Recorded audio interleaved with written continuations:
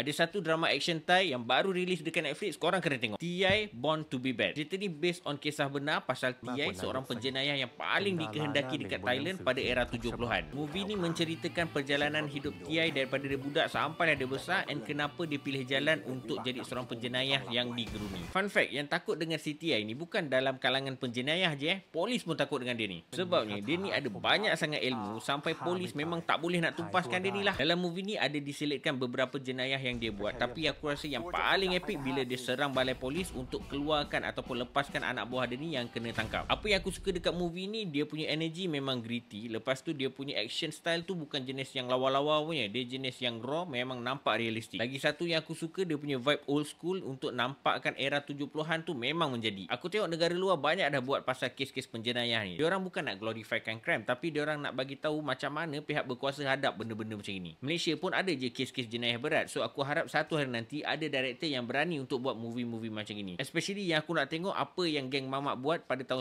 1994 tu. By the way, siapa yang dah tengok cerita TI ni? Cuba komen.